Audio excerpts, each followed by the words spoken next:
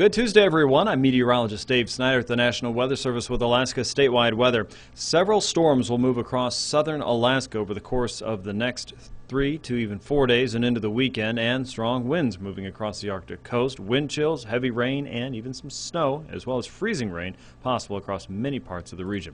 Let's cover it from tip to tail. Here we go with southeast. High wind warning in effect until 5 o'clock on Wednesday. Gusts there could reach up to 70 miles per hour for parts of the Tye Inlet and Klondike Highway, including the Haynesboro and Lynn Canal, including Skagway and Haines, on top of a winter storm warning that's been in effect through the afternoon. Look for that to wind down through the rest of the day.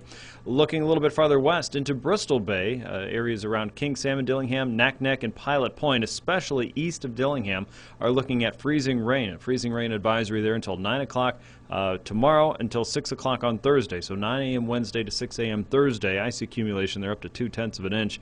Warm fronts pushing northward across the Bristol Bay area late Wednesday morning through early Thursday. And as that begins to make precipitation across the region, it will probably start as snow, but then transition to freezing rain before ultimately going back to all rain.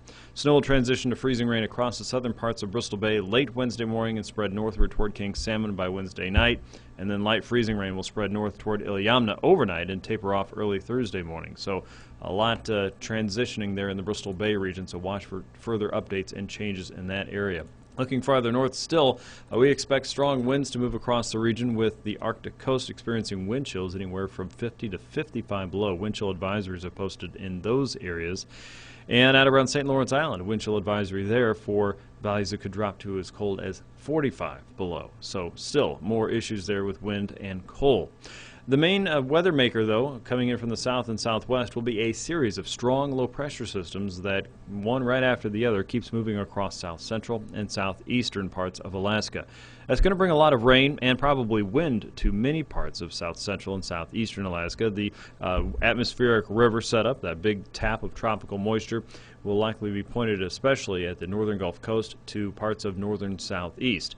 Wind and warmer temperatures will start to melt things out across parts of south central Alaska, and that could bring ponding and water on top of icy roadways, so slippery surfaces are expected as we head toward the end of the week.